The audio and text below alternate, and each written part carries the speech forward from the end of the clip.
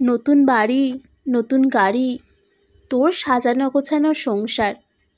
এখনো সময় আছে, যা ওদের হাতে পায়ে ধরে নিজের সংসারটা বাঁচা।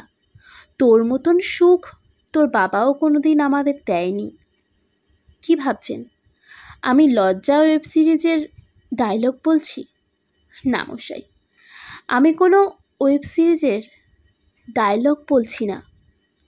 এই সভ্য সমাজে এসেও বেশিরভাগ গৃহবধূদের শুনতে হয় এই কথা। অবশ্যই কিছু ব্যতিক্রম আছে, অনেক গৃহবধূ নিজের সংসারে সুখী, কিন্তু বেশিরভাগ গৃহবধূদের হয় কথায় কথায় মানসিক, না হয় শারীরিক নির্যাতনের মধ্যে দিয়ে দিন কাটাতে হয়। কিছু দোষ না করেও দোষের ভাগী হতে হয়। বুঝিয়ে দেওয়া হয় তোমাদের কোনো ক্ষমতা নেই, তোমাকে আমরা খাওয়াচ্ছি পড়াচ্ছি, সেহেতু আমাদের সব কথা তোমাকে শুনতে হবে। বেশিরভাগ গৃহবধূদের কোনো ইচ্ছে থাকে না, কোনো শখ থাকে না, কোনো স্বপ্ন থাকে না, কারণ এইগুলো তাদের অধিকারের বাইরে। সংসারের সব কাজ করেও কথা শুনতে হয়। সারাদিন তুমি কি করো? সামান্য রান্নাটুকুই তো করো, তাতেই হাঁপিয়ে যাচ্ছ। আর পান থেকে চুন খসলেই বাড়িতে চূড়ান্ত অশান্তি। সব দোষ এসে পড়ে গৃহবধূদের ওপর, কারণ তাদেরকে মানিয়ে নিতেই হবে। হ্যাঁ, সব কিছু মানিয়েই নেই, চুপচাপ সহ্য করে যাই দিনের পর দিন। ধেয়ে আসা তার উপরে অশান্তি। কারণটা জানেন? কারণটা হলো তার সন্তানকে বড় করতে হবে, আর সন্তানের জন্যই নিজেকে বিসর্জন দিয়ে দেয়। কিন্তু একটা সময়ের পর যখন সন্তানরাও অবহেলা করে, তারা নিজের স্বার্থটুকু ছাড়া আর কিচ্ছু বোঝে না।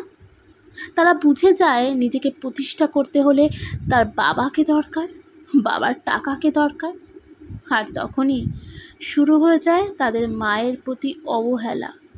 যে মা সারাটা জীবন বিসর্জন দিয়েছে তার জন্য। তখন গৃহবধূরা খুব ডিপ্রেশনে ভোগে, খুব নিজেকে নিজের প্রতি ঘৃণা করতে শুরু করে। এককালীন যখন সব দোষ তার উপর চাপিয়ে দেওয়া হতো, এখন সব দোষ নিজের উপরই চাপিয়ে নেয়। গৃহবধূদের কোনো কিছুতেই শান্তি নেই। সন্তান খারাপ রেজাল্ট করেছে, সেটাও গৃহবধূদের দোষ।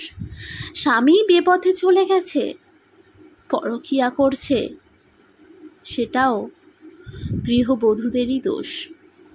কারণ তোমার ক্ষমতা নেই তোমার স্বামীকে আটকে রাখার, কোথাও একটু শান্তি পায় না। 2 দিন যে বাপের বাড়ি গিয়ে থাকবে, সেই অধিকারটুকুও হারিয়ে ফেলে। 2 দিনের থেকে 3 দিন যদি হয়ে যায় বাপের বাড়িতে থাকা, তখন তার বাবা আর তার দাদা প্রশ্ন করে, কবে যাবি? আর তুমি ডিপ্রেশনে ভুগছো মানে তুমি পাগল।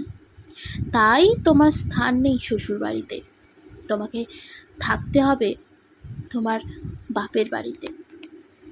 আর মা দুঃখ দুঃখ করে বলে, দেখতেই তো পাচ্ছিস তোর বাবার অসুস্থতার জন্য কত টাকা খরচ হচ্ছে, তোর দাদারও সেই রকম রোজগার নেই, জামাই তো এমনিতেই ভালো, তবে একটু রাগী, একটু মানিয়ে নে, নিজের সংসার নিজেরই হয়। এই কথাটা শুনতে শুনতে বেশিরভাগ গৃহবধূরা হাঁপিয়ে গেলেও তাদের মা বাবারা এই কথা বলতে বলতে হাঁপিয়ে যায় না।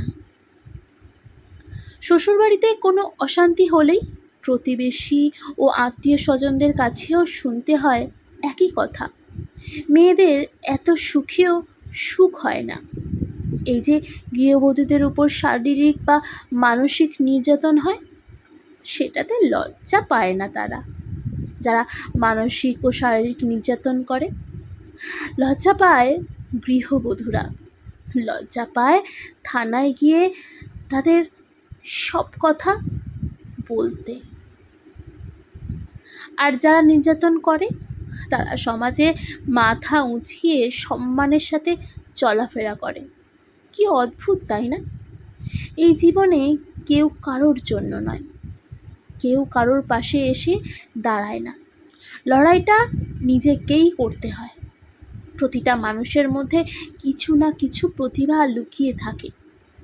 তাই আমার প্রতিটি গৃহবধূর কাছে অনুরোধ, নিজের প্রতিভা অনুযায়ী নিজেকে প্রতিষ্ঠা করার চেষ্টা করো।